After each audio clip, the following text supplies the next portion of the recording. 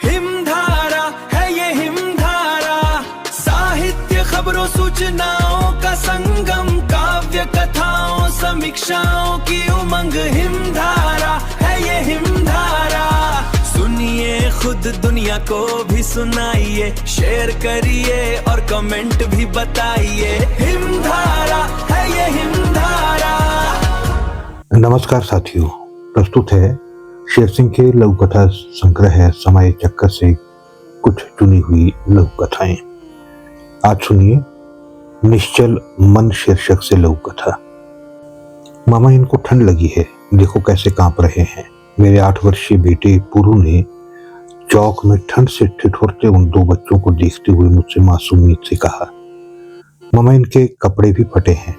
पुरु उन बच्चों को देखकर विचलित था। हाँ, लगता है किसी गरीब के हैं। चलो घर चलो मामा, जल्दी। क्यों बेटा, क्या हुआ? मेरे कुछ कपड़े हैं ना, मैं उन्हें अब कहाँ पहनता हूँ। गरीबी के बोझ तले दबे उन बच्चों को देखकर पुरु द्रवित और रुआसा हो गया था।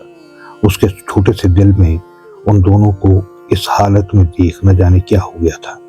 कहाँ रहते हो बच्चों? जनवरी माह की कंपकपाती ठंड में सिकुड़ते बच्चे के पास जाकर मैंने पूछा।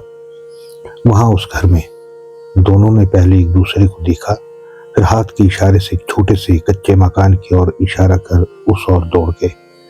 हम अपने घर आए। पुरु अपने कुछ अच्छे अच्छे कपड़े और जूते मोजे छांटने लगा, फिर उन्हें बैग में डाला।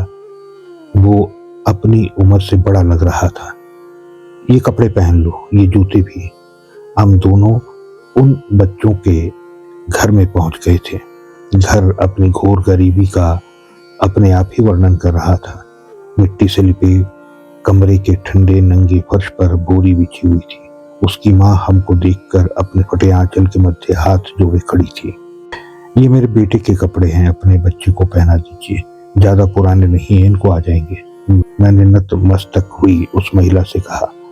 वो हमको एकटक देखती हुई हाथ जोड़े खड़ी रही।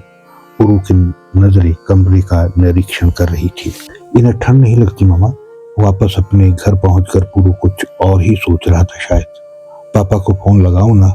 उसने अपने पापा को उन बच्चों और उनके घर का पूरा हाल एक सांस में सुना डाला, लेकिन वो अब भी अनमना सा था। बेटा 1-2 कंबल और दरी दिया हो। बेटे की आवाज में भरी संवेदना और आदरता को भांपकर फोन पर उसके पापा की आवाज आ रही थी। अब पुरु 2-3 पुराने कंबल और एक दरी को पैक करने में मेरी मदद कर रहा था। कुछ कर पाने के एहसास से अब उसका मुख संतोष और प्रसन्नता से खिल उठा था।